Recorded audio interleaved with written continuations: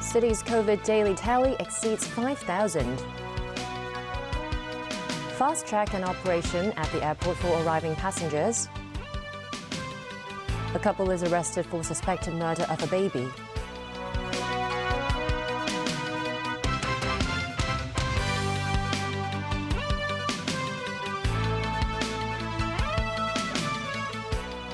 Good evening and welcome to TVB News. The city reported its highest daily COVID case tally since the beginning of April, registering 5,308 infections today.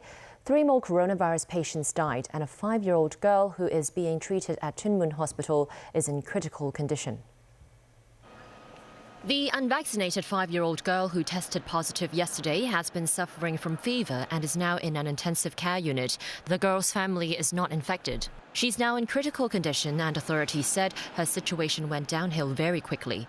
We suspect that her rapid deterioration probably could due to the COVID, whether it is causing the encephalitis or other conditions. We are still doing the investigation. Previously, there is a similar cases where the child didn't have any vaccination, but when they have COVID, they are more susceptible to some central nervous system inflammation or causing the encephalitis. More cases were found in care homes for the elderly or the disabled. Authorities noted that over the past week, the proportion of cases involving the BA.4 or BA.5 mutant strain has increased to 18.9%. They urged the public to be aware of the threat posed by the strains. The Centre for Health Protection also called for the public to be vigilant after daily COVID cases climbed from 2,000 last month to over 5,000 today. The number is trending up, although it wasn't happening within a short space of time. The situation is on the rise. For those who are not vaccinated, they should go get vaccinated. 3 more patients, all of them women, died, including a 91-year-old who had received 4 COVID jabs. Authorities say she had already passed away when she was taken to the emergency ward, and the case has been referred to the coroner's court.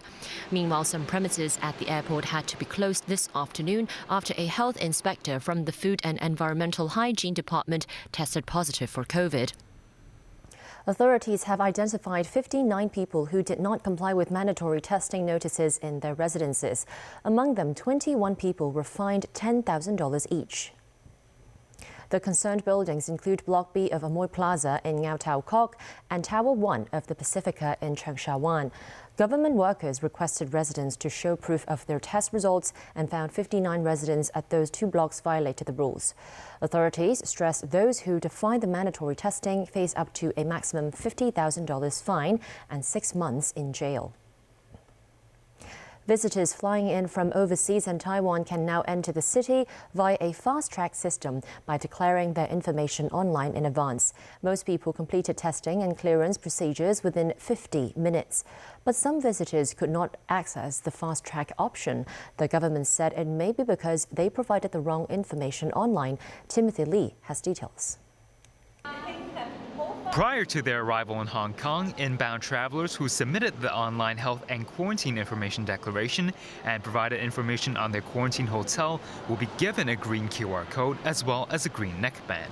They will then gain access to the fast track. Some visitors flying in from Taiwan said the time it took from disembarking the plane to performing the COVID test and to retrieving the luggage was only half an hour. This woman said the process ran smoothly, just like before the pandemic.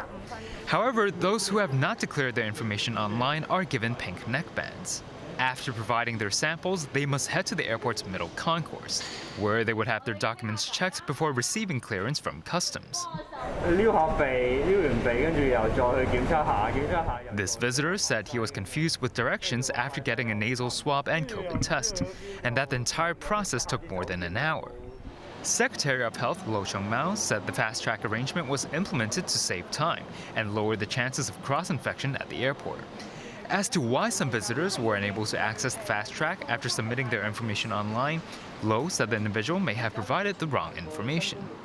He added that these people, which account for about 10% of arriving passengers, will be given the pink QR code and pink neckband, like those who did not register beforehand.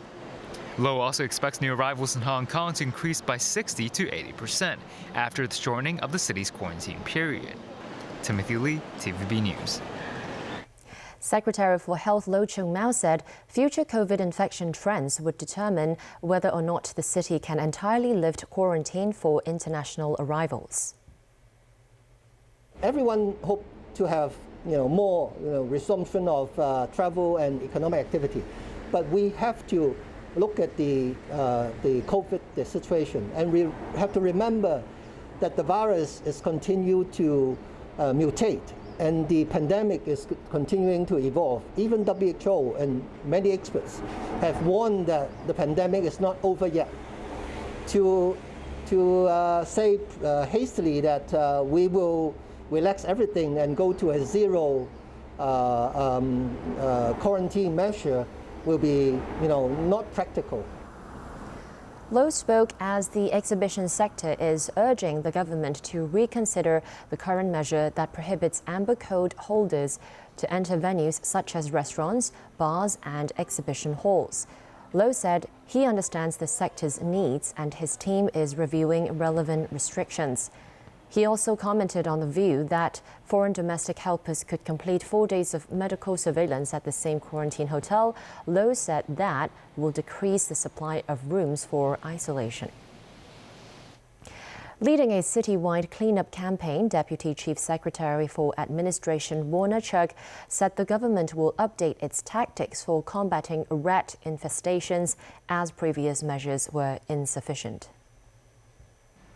As authorities embark on a 3-month operation to tackle the city's hygiene black spots starting tomorrow, Chuk admitted some rat black spots have existed for 19 years. The Deputy Chief Secretary said anti-rodent teams have switched the type of bait in their traps and have seen success. Chuk added the government should provide larger dumpsters for restaurants. This would prevent rats eating from the rubbish left in alleyways by eateries. A baby found unconscious inside a residential unit in Tai Kok Tsui in Kowloon was confirmed dead after he was taken to a hospital. The police have classified the case as a suspected murder, and the couple in charge of taking care of the baby have been arrested. Caleb Leung has details. At around 10 a.m., police officers were dispatched to a residential unit on Portman Street in Tai Kok Tsui to conduct an investigation. The police received a report at around 2 a.m. that a baby boy collapsed in the unit. Officers rushed to the scene and found the baby boy in an unconscious state. He was rushed to Kwong Wah Hospital and was certified dead at around 3 a.m. The police initially classified the case as suspected child abuse. They later reclassified the case as a suspected murder after an initial post-mortem examination.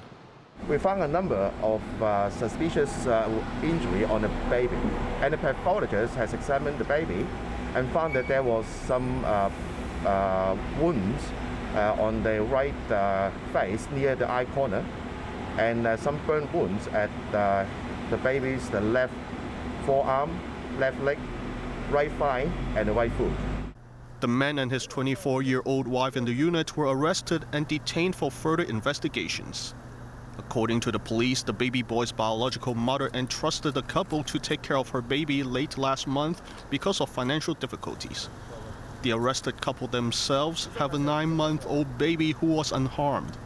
One of the lines of investigation is that there may be child abuse or neglect of taking care, and we are following this line, one of our lines, on top of the murder. The police have already contacted the baby's biological mother, who assisted them with their investigation. Caleb Leung, TVB News. The mainland reported 2,005 new local COVID infections today. More than 1,400 cases were reported in Hainan, with most of the infections reported from the city of Sanya. Since the beginning of the month, Hainan province has reported over 6,000 COVID cases. Many tourists remain stranded in Hainan, and the provincial government is trying to boost flight capacity to help them leave. Hong Kong's Immigration Department has so far received assistance seeking calls from 27 Hong Kong people stranded in the province. President Xi Jinping could embark on a trip to Southeast Asia in November when he may meet U.S. President Joe Biden in person, according to the Wall Street Journal. That could be Xi's first foreign trip since the COVID-19 pandemic began.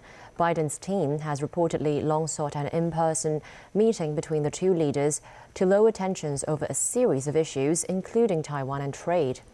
Biden is said to be open to a face-to-face meeting, possibly on the sidelines of November's meeting of the Group of 20 Nations in Indonesia.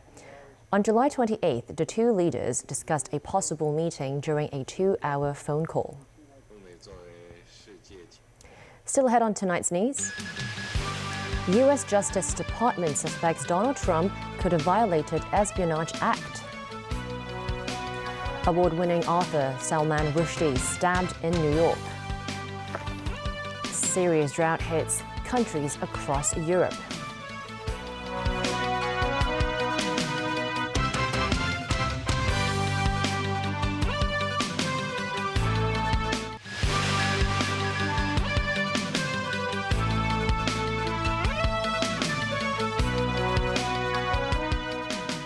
Welcome back to TVB News. In a stunning revelation, as the U.S. Justice Department enacted a warrant to search former President Donald Trump's premises earlier this week, it suspected Trump could have violated the Espionage Act, a federal law that prohibits the possession of transmission of national defense information. Agents removed classified documents labeled top secret, the highest level of classification reserved for the country's most closely held national security information. Nazvi Karim reports. Because I didn't have time to think much because I'm always... Before he left office, former U.S. President Donald Trump increased the penalties for violations of several federal laws, including the Espionage Act and the unauthorized removal and retention of classified documents or material. Now, 4 days after FBI agents searched his Mar-a-Lago estate in Florida, it is revealed that a Department of Justice investigation is looking into possible offenses against those very laws. After a judge agreed to a DOJ request to unseal the warrant, an unprecedented move in itself, the American public are now privy to disclosures from 11 sets of classified documents removed from his premises. The search warrant identifies 3 potential federal crimes in the DOJ probe: violations of the Espionage Act, obstruction of justice, and criminal handling of government records. It was revealed that FBI agents took more than 30 items, including more than 20 boxes and binders of photos. Also removed was a handwritten note and the executive grant of clemency for Trump's ally and longtime advisor Roger Stone, as well as information about the President of France. The question now remains if Trump had declassified those documents while in office, which a sitting president is allowed to do, though with some limitations. He had apparently kept the papers despite numerous requests to turn them over in accordance with federal law. It is also unclear if the Justice Department acted on the warrant simply to retrieve the records or as part of a wider criminal investigation. If the nature of these documents is what appears to be, this is very serious. Reaction was mixed across Congress among Republicans and Democrats.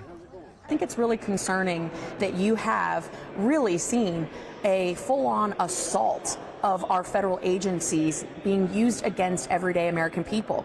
Not just this week, where the former president was targeted by the FBI. If President Trump took classified information and took them to a hotel, a golf resort, his residence, I think we all ought to have a problem with that. Nazvi Karim, TVB News.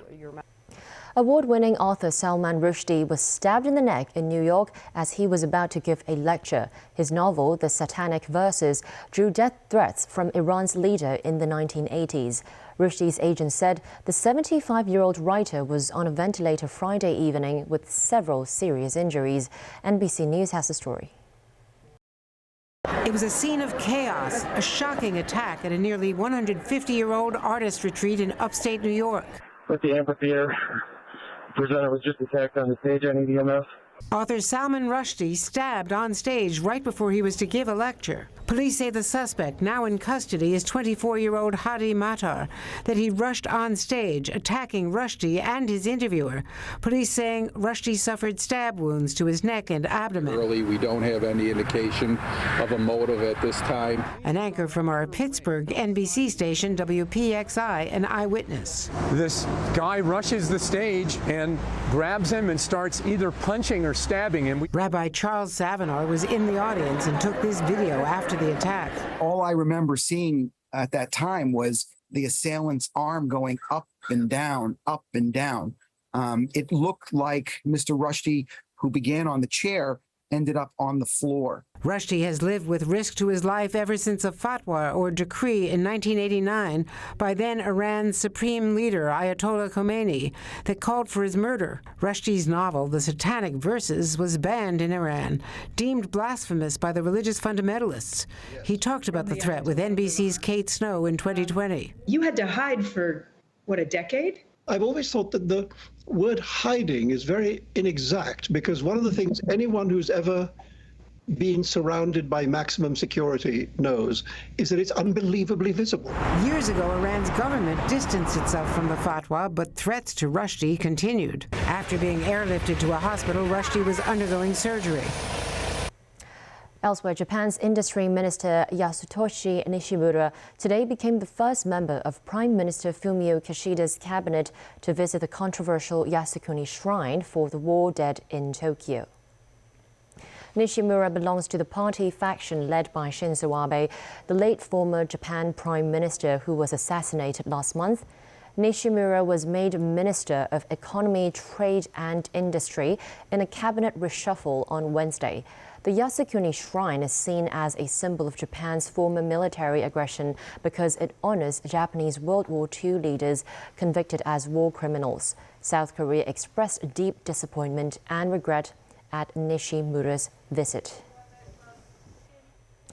In a video address on Friday, Ukrainian President Volodymyr Zelensky insisted there should be a travel ban for all Russian citizens amid Russia's ongoing invasion of Ukraine. Zelensky said Russian citizens should not be allowed to travel for tourism, entertainment or business. He insisted all defenders of European values should support such bans. Meanwhile, Kyiv said that the Ukrainian town of Kramatorsk had been hit by at least 11 rockets. Authorities said residential buildings were damaged, but there were no civilian casualties. Elsewhere, the Russian ship carrying 13,000 tons of corn from Ukraine has entered the Italian port of Ravenna on Friday, arriving via Turkey. 14 ships have now departed from Ukraine over the past 2 weeks following a deal with Russia to resume grain exports from Black Sea ports. Nearly half of Europe is currently being affected by an unprecedented drought. This has led to restrictions on water use and wildfires. Daniel Rao tells us more. In France, authorities said the country is facing the worst drought of its history. Continued high temperatures and the drought have led to the breakout of wildfires in various regions of France. The southwestern Gironde region has been particularly hard hit. Firefighters from Germany, Romania, Greece and other European countries have been called in to help France battle a large blaze there. They have also been deployed to other regions such as Brittany in the northwest. France's third heatwave of the summer is expected to end on Sunday, but over 7,400 hectares of land in the nation have already been scorched. Elsewhere, the British government officially declared a drought across southern and central England on Friday. This comes after England recorded its driest July since 1935. The lack of rain has depleted reservoirs, rivers and groundwater. It has also sparked fires in grasslands. British farmers have expressed concern about running out of irrigation water and having to use winter feed for animals because of a lack of grass. Several UK companies have announced a localised hosepipe ban in a bid to save water. This prevents people from using hosepipes to water lawns or plants or clean cars. Thames Water, which is responsible for public water supply in most of Greater London, will also introduce similar measures over the coming weeks. One London resident described the unprecedented weather conditions in the British capital.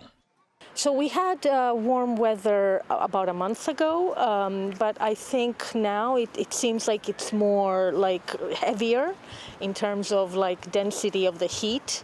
It starts a lot earlier in the morning. So yeah, it's not something that we are used to here. Yeah, you can see it here in this park. I mean, it's turning yellow and brownish, and you can see the pavement, even it's like really hot, even like the asphalt, which is, something unprecedented. Meanwhile, Italy's worst drought in decades has caused the water level of the country's largest lake, Lake Garda, to fall sharply and reduce in size.